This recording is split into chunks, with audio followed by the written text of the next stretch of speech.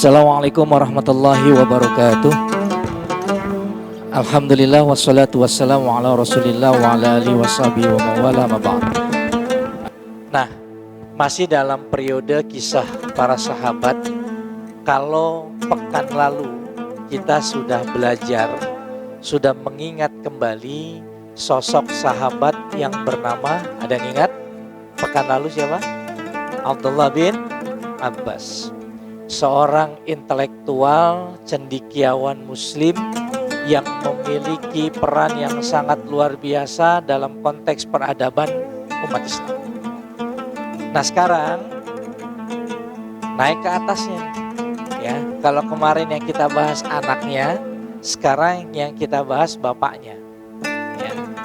Jadi Abdullah bin Abbas bin Abdul Muttalib. Nah, jadi yang akan kita bahas siapa namanya? Abbas bin Abdul Muttalib.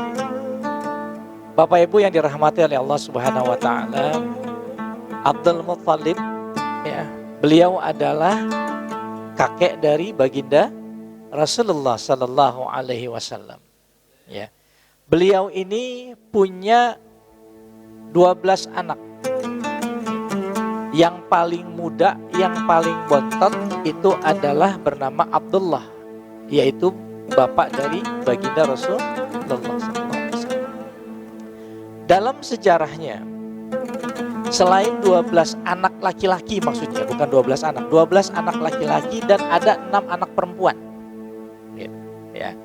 Dari 12 anak laki-laki ini ada 5 orang yang sering kita sebut-sebut dalam belajar sejarah, ya. Siapa aja, ada yang ingat? Hamzah bin Abdul Muttalib, ya, syuhada perang Uhud, yang juga paman Nabi, yang pada saat itu masuk Islamnya itu sangat diharapkan oleh Rasulullah SAW. Yang kedua, Abbas bin Abdul Muttalib, ya, radhiyallahu an. Lalu yang ketiga, siapa? Abu Talib.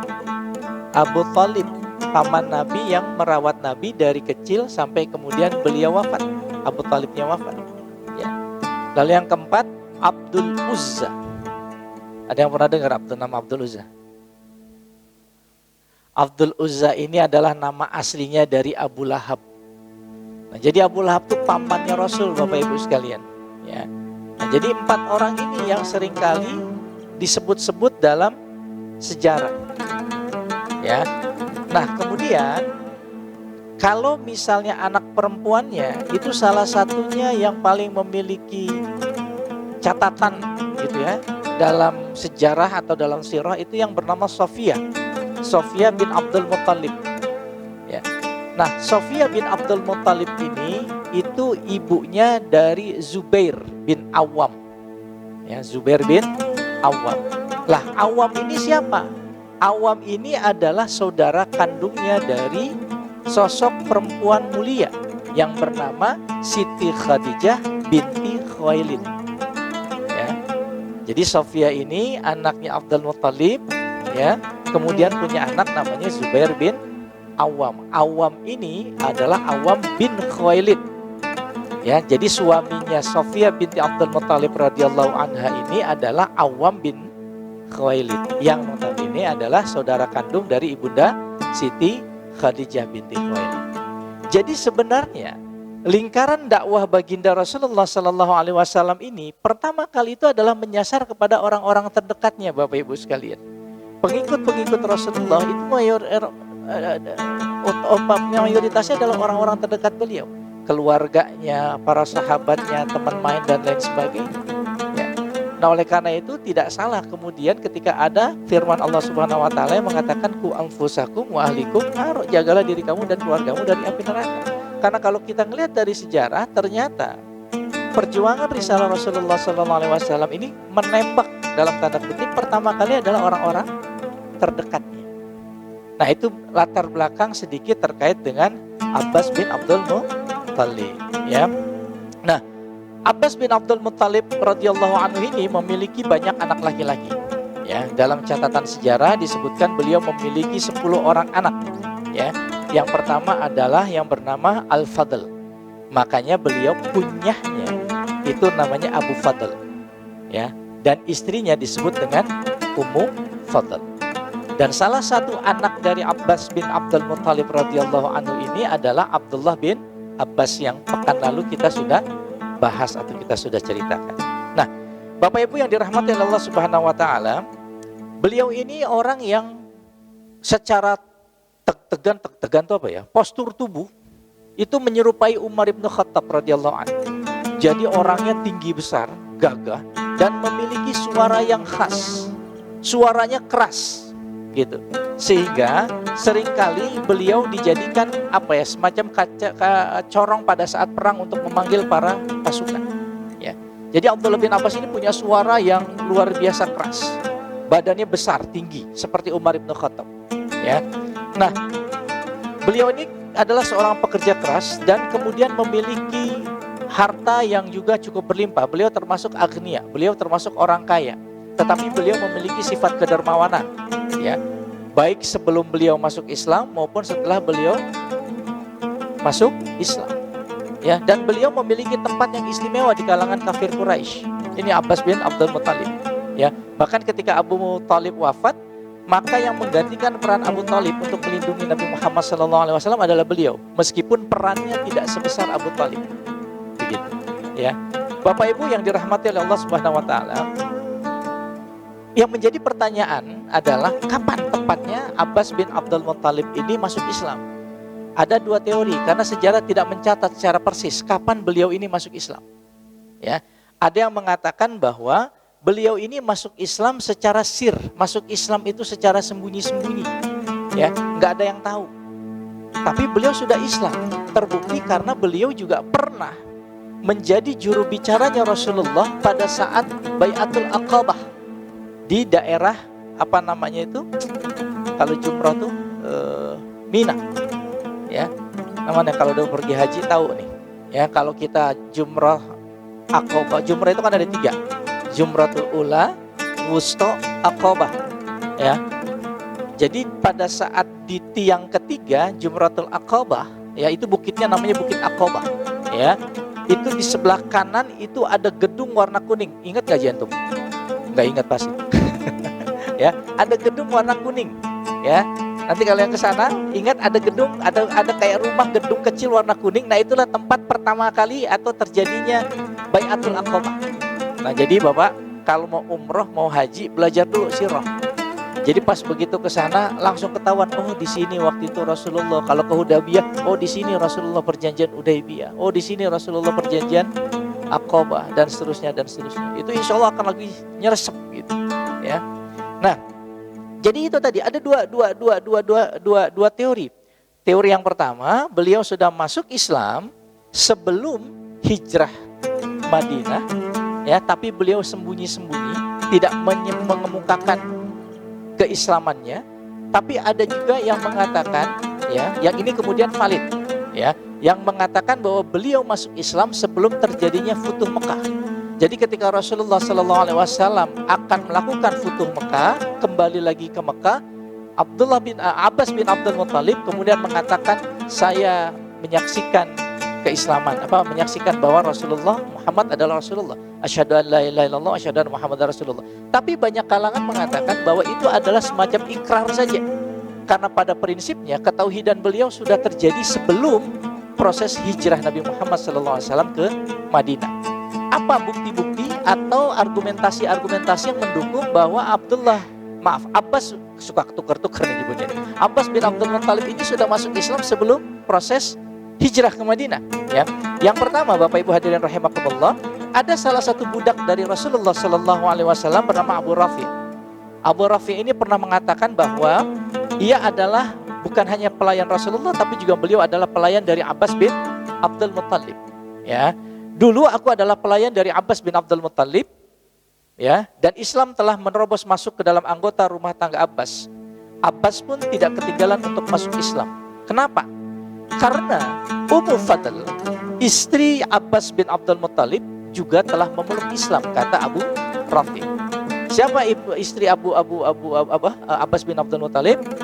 Ibnu Ummu Fadl. Ummu Fadl ini nama aslinya siapa? Nama aslinya adalah Lubabah binti Harith. Nah, Lubabah binti Harith ini siapa? Dia ini adalah sahabat dari Ibunda Siti Khadijah binti Khuwailid. Dan dalam sejarah, catat, terjadi kuis. Beliau tercatat sebagai perempuan kedua yang masuk Islam setelah Ibunda Siti Khadijah. Ya. Nah, ingat tuh Pak. Lihat ya, circle dakwahnya Nabi Muhammad SAW. Circle dakwahnya Nabi Muhammad itu nggak langsung kemudian langsung ke orang banyak, enggak. Beliau menyisir dari orang-orang terdekat. Ya, Ibunda Siti Khadijah, Ali bin Abi Thalib, Abu Bakar Siddiq, ya, dan seterusnya dan seterusnya. Bahkan Umar bin Khattab masuknya belakangan, Hamzah bin Abdul Muthalib masuknya belakangan. Ya. Tapi beliau menyisir begitu-begitu. Ya. Jadi setelah Ibunda Siti Khadijah yang tercatat sebagai perempuan pertama yang masuk Islam, perempuan kedua yang masuk Islam namanya siapa? Lubabah binti Harith radhiyallahu anha. Dan beliau adalah sahabat kentalnya dari Ibunda Siti Khadijah binti Khuwailid. Kebayang ya? Garis-garisnya kebayang ya Pak ya? Oke. Nah, Bapak Ibu yang dirahmati oleh Allah Subhanahu wa taala, alasan yang kedua, kenapa kemudian ada teori yang mengatakan bahwa Abbas bin Abdul Muthalib ini sudah masuk Islam sebelum proses hijrah, karena begitu Rasulullah hijrah ke Madinah, ya, mau hijrah ke Madinah, Rasulullah Abbas bin Abdul Muthalib ini akan mau ikut hijrah ke Madinah. Lalu apa kata Rasulullah? Jangan ikut. Nah, jangan ikut hijrah, karena tempatmu adalah di sini, maksudnya di Mekah. Rasulullah tahu ya bahwa akan ada manfaat ketika Abbas bin Abdul Muthalib yang keislamannya sembunyi-sembunyi ini ya untuk tetap stay di Mekah. Ya, karena beliau tahu. Ya, ini teori kedua ya, argumentasi yang kedua bahwa Abbas bin Abdul Muthalib sudah masuk Islam sebelum hijrah. Karena beliau tahu bahwa Abbas bin Abdul Muthalib ini akan memiliki kemanfaatan begitu beliau tiba di Mekah. Nah, argumentasi yang ketiga, alasan yang ketiga yang mendukung bahwa Abbas ini sudah masuk Islam sebelum proses hijrah adalah kedekatannya sangat dekat dengan Nabi Muhammad SAW. Ya, terlebih ketika terjadi tadi yang saya sebutkan di awal, ketika terjadi Bai'atul Aqabah, ya, itu beliau adalah menjadi salah satu juru bicara Nabi Muhammad SAW. Ketika 75 pasukan, 75 orang-orang Yathrib dari Madinah itu datang akan berbaiat masuk ke dalam Islam dan meminta Rasulullah hijrah saja ke Madinah, ya, karena mereka tahu karena Rasulullah stay di Mekah. Rasulullah ini mendapatkan ancaman yang luar biasa bahkan dari kaumnya sendiri. Ya, sehingga beliau meminta Rasulullah untuk hijrah ke Madinah. Lalu Abbas lah yang kemudian menjadi juru bicara. Ya. Apa yang kemudian kalian bisa garansi kalau keponakanku ini akan mengikuti akan mengikuti kalian ke Madinah? Diberikan jaminan bahwa kami telah mendengar cerita tentang Rasulullah SAW telah menerima risalah dan lain sebagainya. Ya.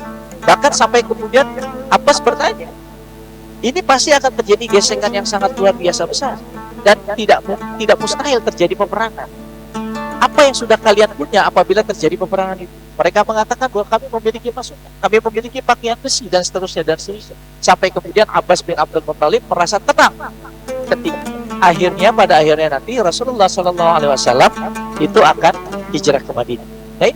Nah, satu hal yang tadi saya lupa Bapak Ibu sekalian, Abbas bin Abdul Muthalib ini adalah paman Nabi yang usianya tidak terpaut, tidak terlalu jauh dari baginda Rasulullah SAW.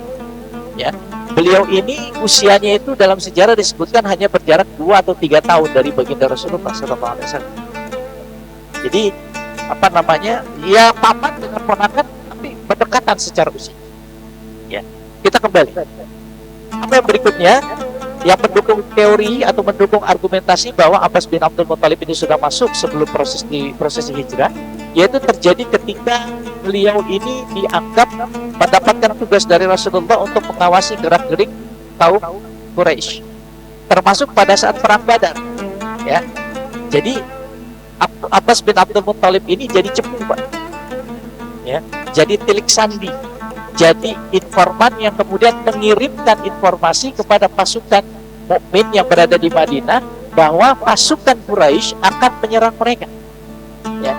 Jadi perang Badar itu kan pada awalnya terjadi karena sebuah kesalahpahaman, ya. Jadi pada saat itu rombongan kabilah dari Suriah itu kembali dari Basra. Kemudian begitu dijaga di perbatasan Madinah, mereka ternyata membawa barang-barang milik kaum mukmin yang hijrah ke Madinah. Nah, itu yang sebenarnya menjadi pencetus perang Badar. Kalau memang sebenarnya dulu kita sempat bahas, ya. Nah, kita nggak akan bahas perang Badar. Tapi kita bahas sosok Abbas bin Abdul Muthalib. Nah, ketika kemudian informasi bahwa kaum kafir Quraisy ini, ya, itu akan menyerang pasukan Nabi Muhammad SAW di Madinah, beliaulah yang kemudian mendeliver message-nya, mendeliver pesannya bahwa akan ada serangan serbuan dari kaum kafir Quraisy. 3 hari sebelum itu, adik beliau yang bernama Atikah binti Abdul Muthalib ini bermimpi, Pak. Bermimpi kemudian menyampaikan kepada Abbas bin Abdul Muthalib, ya. Beliau mengatakan bahwa bahaya saudaraku Abbas, demi Allah semalam aku telah aku bermimpi yang mimpinya itu mengerikan, gitu ya. Mengerikannya bagaimana? Ya, aku takut datang kepada kaummu dan akan datang sebuah musibah dan malapetaka. Tapi ingat ya, jangan kasih tahu ini kepada siapapun. Jangan kasih tahu ceritaku tentang mimpiku ini kepada siapapun. Memang kamu mimpi apa? Kata Abbas bin Abdul Muthalib. Kata Atikah binti Abdul Muthalib, aku melihat seorang penunggang unta. Dan ketika ia sudah sampai di saluran air yang berkerikil dan berpasir, ia berteriak lantang sekali. Larilah kalian semua, wahai orang-orang yang telah berkhianat, menuju kematian kalian. Kemudian ia melihat semua orang berkumpul di sekelilingnya. Ia masuk masjid dan semua orang pun mengikutinya. Ketika mereka sudah ada di sekelilingnya, unta naik ke atas Ka'bah dan bersuara lantang seperti penunggang. Untanya jadi bicara-bicara dalam mimpinya itu. Larilah kalian semua, wahai orang-orang yang berkhianat, menuju kematian kalian. Kemudian unta itu juga naik ke atas memengikat suara yang sama. Nah, unta ini itu ditunggangi oleh seorang Quraisy, kafir Quraisy yang bernama Dabdab bin Amr al-Ghifari. Dabdab bin Amr al-Ghifari ini lumayan medeni gitu, ibaratnya begitu. Nah, dalam mimpinya itu Dabdab ini mengambil batu dan kerikil lalu melemparkan ke udara, dan batu-batu kerikil itu yang kemudian jatuh itu melenyapkan rumah-rumah yang ada di kota Mekah tersebut. Gitu. Itu mimpinya Atikah. Demi Allah, itu adalah mimpi yang sangat mengerikan. Untuk itu tolong jangan kau ceritakan mimpiku ini kepada siapapun juga, ya. Lalu Abbas bin Abdul Muthalib keluar menemui sahabatnya bernama Al-Walid bin Utbah bin Rabi'ah. Al-Walid ini kemudian diceritakan oleh Abbas. Abbas ini bercerita mengenai hal ini kepada Al-Walid karena merasa Al-Walid ini adalah termasuk orang yang bisa dipercaya, Bapak Ibu, ya. Beliau mengatakan bahwa tolong jangan ceritakan mimpi adikku ini kepada siapapun, ya. Lalu Al-Walid berjanji untuk menyimpan rapat-rapat. Diceritain tuh mimpinya Atikah binti Abdul Muthalib kepada Al-Walid. Tapi kemudian malah Al-Walid jadi memang tidak akan pernah ada orang yang bisa memegang rahasia kecuali siapa? Kecuali diri kita sendiri, ya. Once kemudian rahasia kita sampaikan kepada orang lain, meskipun orang itu kita percaya, ada kemungkinan rahasia itu juga akan tersebar ke orang lain. Nah, Al-Walid orang yang dipercaya oleh Abbas bin Abdul Muthalib. Dia diceritakan mimpinya Atikah binti Abdul Muthalib ini. Tapi akhirnya Al-Walid ini malah cerita-cerita kepada ayahnya Utbah. Lalu kemudian berita itu tersebar kalau Atikah itu bermimpi begini. Ya, kalau udah tersebar banyak dibumbu-bumbuin. Sehingga sampai pada satu ketika Abbas bin Abdul Muthalib ini sedang ada di Ka'bah, dipanggil sama Abu Jahal. Dia lagi tawaf nih. Abbas, kalau kamu udah selesai tawaf nanti ketemu saya. Wah, Jahal. Ketemu saya kalau udah ketemu. Ya, kalau udah selesai tawaf. Ya, udah selesai tawaf, datang. Abbas, katanya dengar bakal ada serangan nih ke Mekah. Berita yang mana? Serangan tentang apa? Itu loh, serangan yang di mimpinya adikmu itu loh, Atikah binti Abdul Muthalib. Dia nggak mimpi kok. Udahlah, nggak usah mengelak, kata Abu Jahal. Hai Abbas, kalau kamu mau kalau semua orang-orang Mekah ini saya hadirkan di depan kamu lalu menceritakan apa yang mereka dengar tentang mimpi adikku. Ini kata Abu Jahal. Kalau memang mimpi Atikah itu betul, niscaya hal itu akan terjadi. Tetapi kalau lebih dari 3 hari tidak ada apa-apa, maka kami akan menulis dalam sejarah kota ini bahwa kalian adalah keluarga paling berdusta di kalangan orang Arab. Dikatakan. Lalu kemudian Abbas bin Abdul Muthalib merasa, aduh salah, ya. Udahlah, demi Allah, aku sama sekali tidak nganggep mimpi itu. Udah lewat begitu aja lah. Itu kata Abbas. Udah nggak usah dibicarain lagi. Udah selesai, nggak usah dibicarain lagi. Kata Ibrahim sekali lagi, rahasia yang paling memegang rahasia paling aman siapa? Diri. Ya. Oke, kita lanjut. Nah akhirnya ketika sore menjelang, ya semua keluarga besar Bani Muthalib, terutama kaum wanita, mendatangi Abbas satu persatu dan mereka berkata, apakah kita percaya begitu saja dengan berita yang dibawa orang fasik ini? Maksudnya ke Abbas bin Abdul Muthalib, bahwa musibah ini akan menimpa kaum laki-laki dan juga akan menyasar kepada kaum perempuan. Hai Abbas, katanya apa? Kamu mendengar mimpi itu dan kamu tidak meyakini apa betul itu? Betul. Demi Allah, aku tidak mempercayai isi mimpi itu. Aku tidak mempercayai. Aku tidak menganggap mimpi itu perlu diseriuskan. Demi Allah, aku membantah cerita mimpi itu di hadapan kalian dan udah cukup sampai di sini, gak usah dibahas lagi. Kata Abbas. Ya. Nah, tetapi ternyata mimpi itu kejadian, Pak. Betul-betul kejadian. Tapi bukan dap-dapnya yang naik ke atas Ka'bah, tapi beliau datang ke Mekah dalam kondisi terluka. Dalam kondisi sudah terluka, lalu kemudian beliau duduk di atas punggung untanya dan menjerit ke sana kemari, menarik perhatian banyak orang dan mengatakan bahwa pasukan Muhammad akan menyerang. Padahal nggak seperti itu, ya. Lalu kemudian Abu Sufyan mengumpulkan pasukan untuk menyerang pasukan Rasulullah Sallallahu Alaihi Wasallam dan akhirnya terjadilah perang Badar. Ya. Nah, pada saat terjadi perang Badar, ya, sebelum pecah perang Badar ini Rasulullah mengumpulkan semua pasukan, ya. Lalu beliau berkhutbah kepada mereka, perlu kalian ketahui, wahai para prajurit-prajurit Allah, ya, bahwa akan ada sejumlah keluarga besar dari Bani Hashim.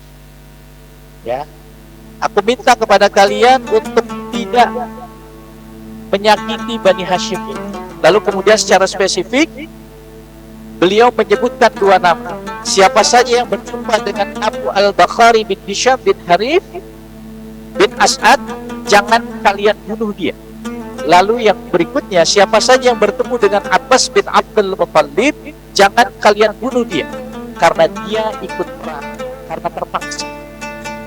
Ini argumentasi yang lain yang menyatakan bahwa pada dasarnya Rasulullah tahu bahwa Abbas ini sudah masuk Islam. Jadi jangan kalian bertempur sesama saudara sendiri. Dia sudah masuk Islam, jadi jangan dibunuh. Ya. Nah, baik. Lalu kemudian, ya.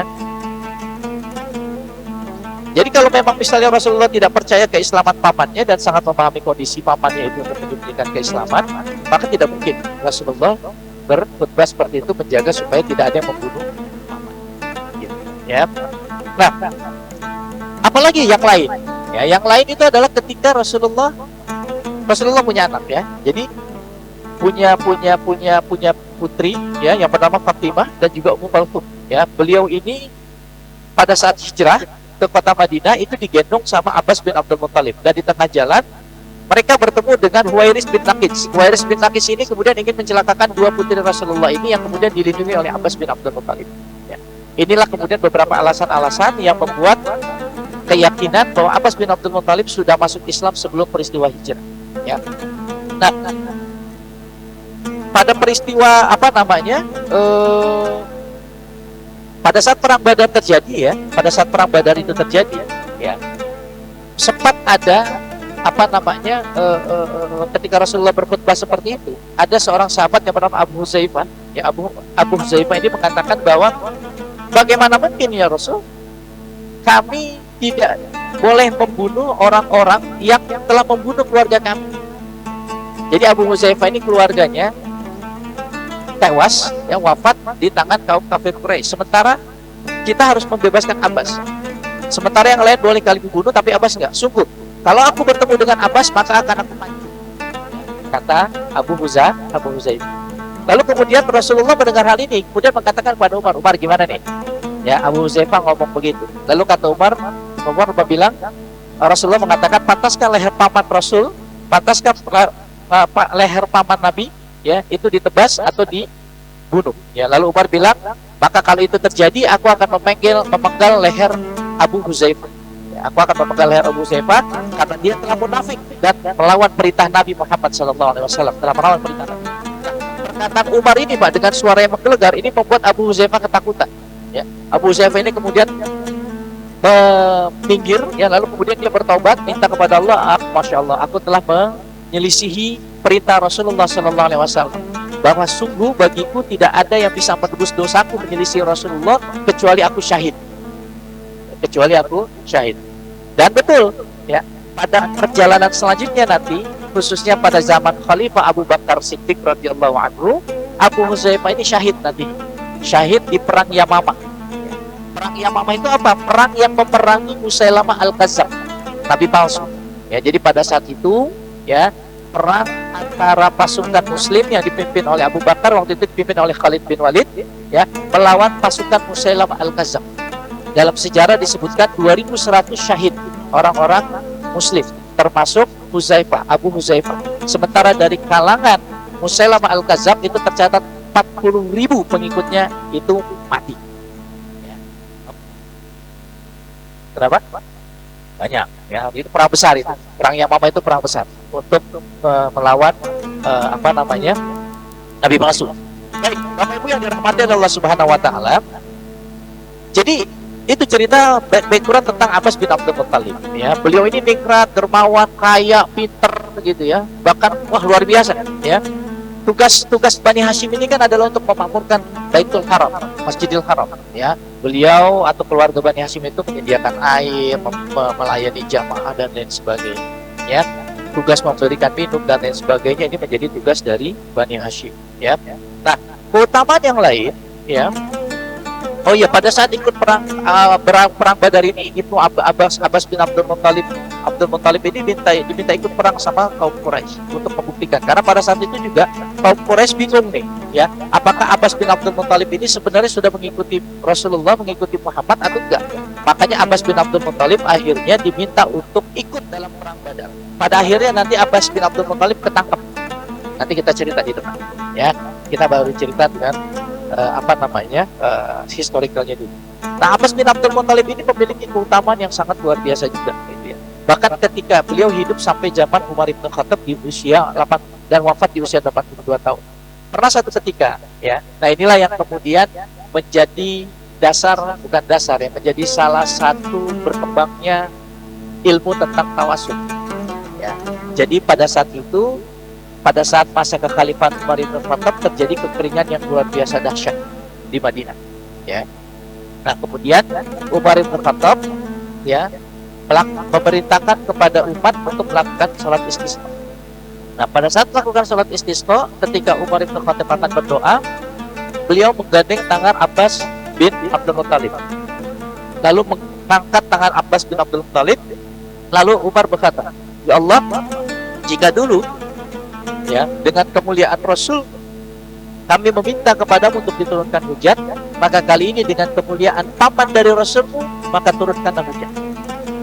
Selesai berdoa, langit gelap dan kemudian turun hujan deras, ya. Itu doanya Umar, ya. Jadi ini menjadi salah satu cerita dalam sirah Nabi yang menjadi landasan ilmu tentang tawasul.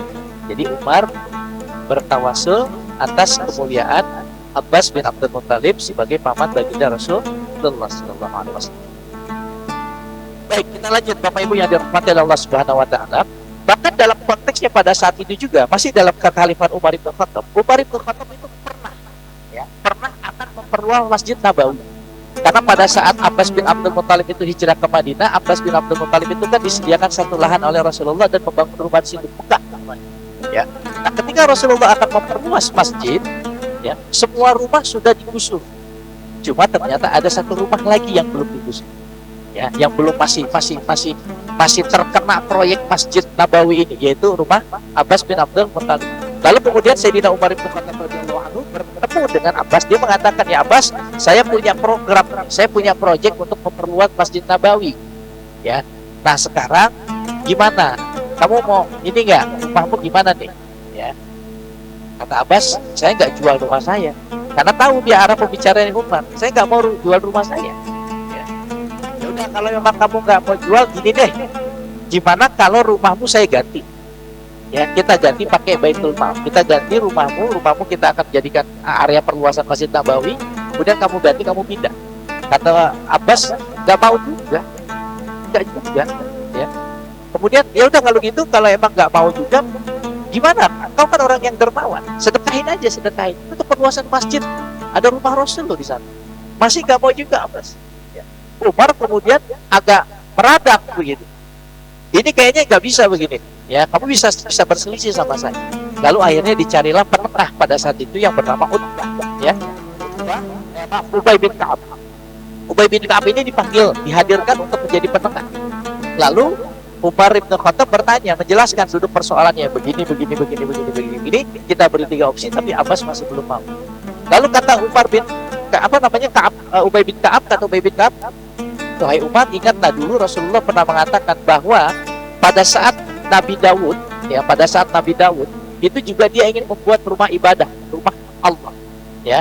Lalu kemudian di rumah itu ada satu rumah orang Bani Israel, orang Yahudi, yang kemudian menghalangi program tersebut, ya. Lalu kemudian Nabi Daud mendapat teguran dari Allah karena Nabi Daud termasuk yang memaksa si Israel ini, si Yahudi ini untuk dirubuhkan rumah. Gitu. Nah, kemudian Umar nggak menerima begitu aja. Beliau langsung mengumpulkan para sahabat. Adakah di antara kalian yang pernah mendengar bahwa Rasulullah pernah menceritakan tentang kisah Nabi Daud ini? Lalu para sahabat, betul, mereka mengatakan sahih. Rasulullah pernah mengatakan demikian, pernah menceritakan tentang kisah Nabi Daud ini. Dan kisah serupa itu terjadi pada saat Umar bin Khattab bertemu dengan siapa gubernur Mesir itu? Amr bin As. Ya, pada saat Amr bin As akan memperluas masjid, di situ ada rumah orang Yahudi, gitu ya, yang akhirnya Umar terkenal dengan goretan lurus di tulang, gitu ya. Nah, itu terjadi lagi kasus ini. Nah, Umar bin Khattab kemudian mengatakan, oh ya sudah, kalau memang Rasulullah pernah mengatakan demikian, ya. Pada akhirnya Abbas bin Abdul Muttalib kemudian merasa bahwa Umar ini meskipun khalifah gak sembarangan, gak semata-mata kemudian menggunakan kekuasaannya untuk menjalankan program negara. Umar bin Khattab ini masih mau mendengarkan suara rakyatnya. Apalagi aku sebagai paman Nabi. Pada akhirnya rumah Abbas bin Abdul Muttalib yang memegang. Ya. Untuk ukuran pada saat itu, ya, dengan ukuran kesederhanaan Nabi Madinah, itu disedekahkan untuk perluasan Nabi. Hadirin yang dirahmati oleh Allah Subhanahu wa taala, Abbas bin Abdul Muttalib ini sekali lagi tadi saya sampaikan juga adalah orang yang dermawan. Beliau itu kalau udah mengenai harta itu udah hebat banget. Bahkan pernah diceritakan dalam salah satu kisah disebutkan bahwa beliau menghampiri Rasulullah SAW kemudian bertanya. Nah, ini yang kemudian menjadi usul fikih, ya. Ini menjadi kisah awalnya bahwa zakat itu bisa dipercepat meskipun belum masuk nisab haul. Zakat nggak boleh dilambatin, tapi boleh dipercepat. Jadi Abbas bin Abdul Muttalib datang ke Rasulullah SAW. Beliau mengatakan, saya mau bayar zakat sekarang ya Rasul, boleh nggak? Bahasa kita sekarang, Pak, Rasul, saya udah nggak tahan nih pengen bayar zakat. Gak usah nunggu nanti, boleh nggak? Dan dibolehkan oleh Rasul. Ya, Pak, bayangin Pak, kalau kita model kayak gitu kan, kalau bisa selama mungkin duit ada di tabungan, harta dalam genggaman kita kan gitu. Kalau Abbas bin Abdul Muttalib enggak, dia datang ke Rasul pengen ngeluarin zakatnya sekarang, gak usah nunggu nanti dah. Hadirin rahimakumullah, ya. Nah, apalagi yang kisah menarik dari Abbas bin Abdul Muttalib ini? Abbas bin Abdul Muttalib ini punya ibu. Ibunya namanya Nabilah binti Khabab bin Kulaib.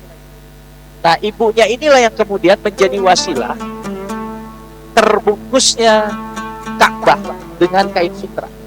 Jadi ceritanya dulu pada saat Abbas bin Abdul Muttalib ini usia 3 tahun, Abbas bin Abdul Muttalib ini sempat hilang, ya, sempat hilang, ya. Jadi dulu Ka'bah itu nggak tertutup kain tapi bukan sutra, ya, sempat hilang. Lalu ibunya ini Nabilah ini cemas, ya, lalu kemudian bernazar, kalau sampai anakku ketemu kembali, aku akan tutupi Masjidil Haram, aku akan tutupi Ka'bah dengan kain sutra. Lalu kemudian alhamdulillah ketemu Abbas bin Abdul Muttalib ini. Lalu kemudian Nabilah menepati janjinya, dia membuat kain sutra untuk menutupi Ka'bah. Ya, ini cerita pertama kali Ka'bah ditutupi dengan kain sutra. Ini, ya, jadi kisah-kisah menarik dari Abbas bin Abdul Muttalib. Hadirin yang dirahmati oleh Allah Subhanahu wa taala. Nah, pada saat terjadi perang Badar, ya, ketika terjadi perang Badar, karena tadi kaum kafir Quraisy ini memaksa Abu Abbas ini untuk ikut, untuk mengetahui kamu itu ada di posisi mana. Akhirnya ikutlah dia, meskipun dengan terpaksa. Kata Rasulullah, dia ikut perang itu terpaksa. Dan pada saat perang Badar, Bapak Ibu yang dirahmati oleh Allah Subhanahu Wa Taala, Abbas bin Abdul Muttalib diem aja, nggak ngapa-ngapain, even nggak nyerang kaum mukmin. Ya, dia cuma air matanya itu mengembang, bukan mengembang menggenang, gitu ya, melihat pertempuran yang terjadi. Jadi Abbas bin Abdul Muttalib itu nggak ngapa-ngapain dalam perang Badar. Tetapi kemudian akhirnya pasukan kafir Quraisy ini kan kalah, ya, melawan 313, 1000 pasukan kafir Quraisy kalah melawan 313 orang kaum mukmin. Dan Abbas bin Abdul Muttalib termasuk yang kemudian ditawan oleh pasukan mukmin, ya. Nah, jadi dalam salah satu cerita juga disebutkan, katanya Abbas bin Abdul Muttalib ini selama ditawan itu dijaga sama yang namanya Abdullah bin Mas'ud. Abdullah bin Mas'ud ini adalah sahabat Rasulullah yang kecil. Nah, bisa dibayangkan Abbas bin Abdul Muttalib badannya besar, tapi dijaga sama Abdullah bin Mas'ud yang badannya kecil.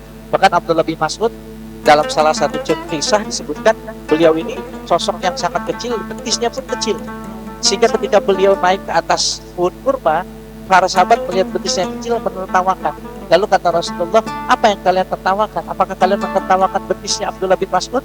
Kalau itu yang kalian tertawakan, ketahuilah bahwa betis ini nilainya lebih baik daripada 3 kali hidup Abdullah bin Mas'ud. Mungkin nanti kalau ada waktu kita akan cerita tentang Abdullah bin Mas'ud ya dalam pemaparan.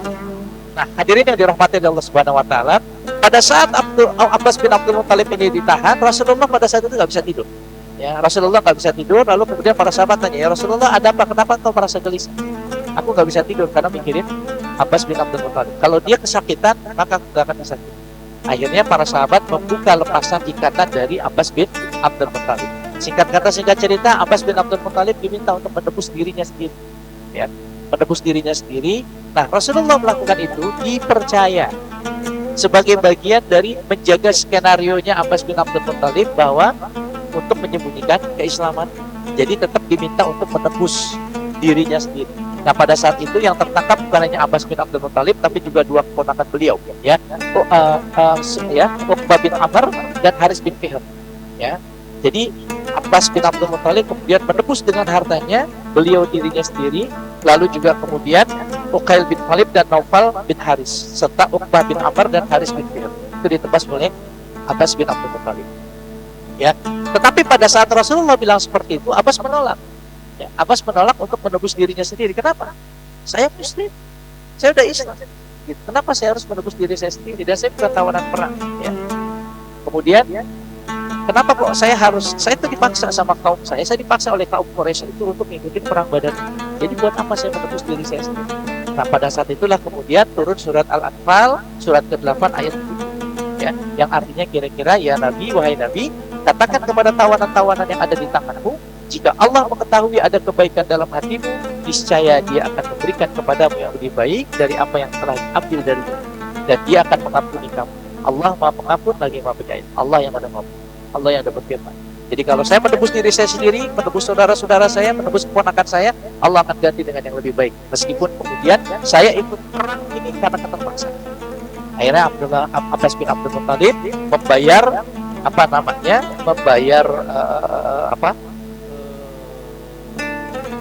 tebusan, ya, dan beliau akhirnya bebas, ya. Hadirin yang dirahmati oleh Allah Subhanahu Wa Taala. Nah, ini juga ada banyak cerita-cerita yang cukup menarik, ya, dari sosok Abbas bin Abdul Muttalib, ya. Saking kemuliaannya inilah kemudian Abbas bin Abdul Muttalib ini mendapatkan kemuliaan, ya. Bahkan di zaman Umar bin Khattab dan Abu Bakar dikisahkan bahwa beliau Khulafaur Rasyidin berdua ini selalu menyempatkan mereka turun dari kuda apabila berpapasan dengan Abbas bin Abdul Muttalib karena bentuk cinta kepada Rasulullah SAW. Ya. Bapak Ibu yang dirahmati oleh Allah Subhanahu Wa Taala, ada juga cerita yang menarik ketika pada saat di Madinah, ya, Abbas bin Abdul Muttalib ini berusia sudah cukup tua, lalu kemudian beliau diminta oleh para sahabat dengan kemampuannya, dengan kedermawanannya, dia kuat, dia dia kaya, dia pintar, didorong oleh para sahabat. Gak pernah meminta jabatan sama Rasulullah. Akhirnya Abbas bin Abdul Muthalib ketemu dengan Rasulullah, Pak. Ketemu kemudian bertanya, ya Rasul, apakah menurutmu aku tidak pantas untuk memegang jabatan di pemerintahan? Apa kata Rasul? Wahai pamanku, ya, ketahuilah bahwa membebaskan jiwa-jiwa itu lebih baik ketimbang hanya sekedar memegang jabatan pemerintahan. Jadi maksudnya Abbas bin Abdul Muthalib ini banyak budak ya.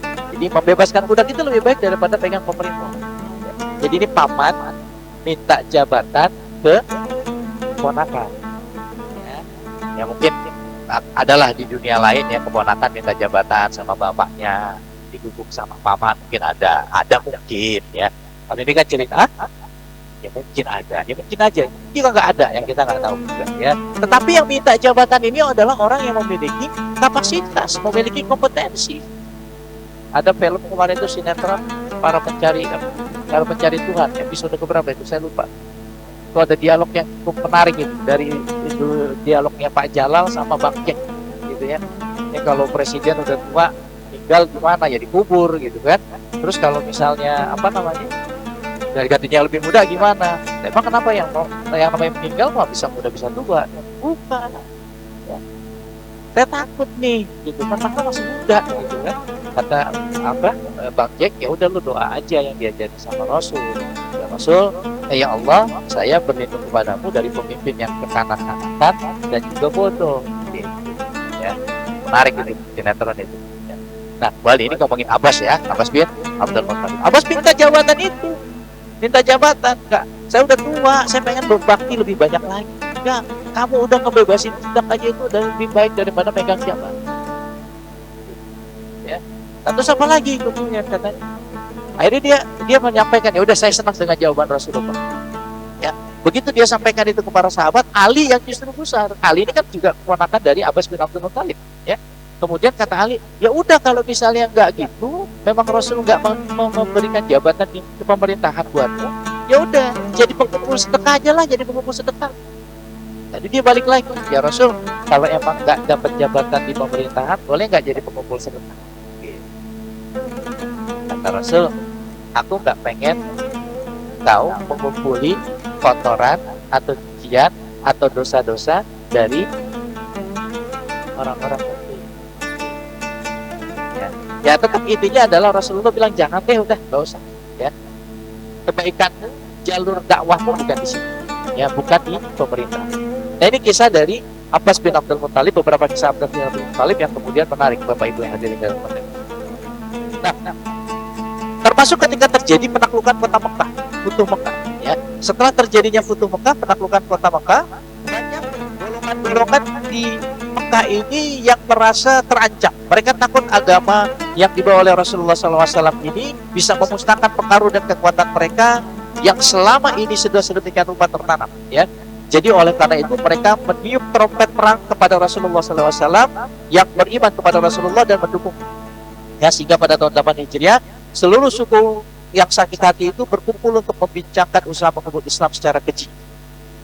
Keputusan yang diambil adalah mereka akan memerangi Rasulullah dan kaum muslim, dan mereka akan menghalau penyebaran pengaruh masuk Islam ke daerah-daerah kekuasaan mereka. Ya. Nah, mengetahui rencana busuk ini, akhirnya kaum muslim tidak tinggal diam. Mereka segera berkumpul dan bernaung di bawah bendera Islam. Rasulullah sendiri memimpin iring-iringan pasukan itu dan mencapai 20.000 prajurit. Ya, mereka berangkat untuk menumpas suku-suku yang membangkang. Nah, pada saat itu Bapak Ibu sekalian, kaum muslim ini sudah angkuh, sudah congkak. Kalau 1.000 aja bisa menang lawan yang 300 aja bisa menang lawan 1.000, ya. Apalagi ini, ya. 20.000 kita sudah punya orang, gitu ya. Sehingga kaum muslim ini diganti rasa congkak dan besar hati, mereka takabur dengan kekuatan dan kebesaran yang dimiliki, ya. Dan akhirnya dilalah pasukan-pasukan kafir Quraisy ini sudah mengamati teknik-tekniknya kaum mukmin. Akhirnya mereka diserang, kacau balau, kocar kacir dan seterusnya. Nah, disitulah kemudian Abbas bin Abdul Muthalib menggunakan kekuatan suaranya untuk mengumpulkan kembali pasukan mewakili Rasulullah. Wahai pasukan Rasulullah, kembali, kita susun kembali kekuatan. Jadi maksudnya kaum mukmin ini pada saat berperang, ya, dengan kekuatan 20.000 orang yang merasa lebih besar ini merasa mengentengkan lawan. Ya. Sehingga mereka nggak nyiapin strategi apapun, mereka hanya mengandalkan besarnya pasukan. Ya. Nah disitulah kemudian ketika mereka kocar kacir, akhirnya dipanggil oleh Abbas bin Abdul Muthalib dengan suaranya yang lantang untuk berkumpul kembali, menyusun strategi, dan akhirnya kemudian mengalahkan kaum kafir Quraisy. Ya. Ya, dalam perang Hunain, ya, perang Hunain. Bapak Ibu yang dirahmati oleh Allah Subhanahu Wa Taala, ya, jadi di perang Hunain itu kaum muslim dongkak, ya, merasa, udahlah bakal menang lah kita, orang kita banyak kok, gitu. Karena dalam beberapa perang pasukan mukmin ini lebih kecil daripada orang-orang kafir. Ya, ini 20.000 udah banyak. Jadi cuma ngandelin besarnya aja. Makanya jangan sombong dengan kebesaran kita. Kalau kita tidak cerdas menggunakan kebesaran kita, kehebatan yang kita punya, ya kita akan mudah dipatahkan. Ya, Bapak Ibu yang dirahmati Allah Subhanahu Wa Taala, ya. Jadi itulah ya cerita kisah tentang Abbas bin Abdul Muthalib. Ya, Abbas bin Abdul Muthalib ini bahkan merupakan salah satu sahabat dari Rasulullah yang juga merawat Rasulullah SAW pada saat sakit, termasuk pada saat Rasulullah wafat. Ya, termasuk ketika detik-detik akhir menjelang Rasulullah wafat, beliau Abbas bin Abdul Muthalib itu ada di rumah Rasulullah bersama para sahabat dan keluarga Rasulullah yang lain. Ya. Itu barangkali yang bisa saya sampaikan terkait dengan sosok Abbas bin Abdul Muthalib radhiyallahu anhu. Mudah-mudahan kita bisa mengambil ibrah yang luar biasa dari sosok mulia ini, ya. Bagaimana kemudian sosok Abbas bin Abdul Muthalib, ya, masuk Islam, ya. Lalu kemudian bagaimana perannya dalam melindungi Rasulullah SAW, dan perannya bagaimana dalam mengembangkan, ya, dalam mempertahankan ketauhidan, ya. Dan juga bagaimana peran-peran beliau dalam langkah-langkah politik yang dilakukan oleh Rasulullah SAW. Ya.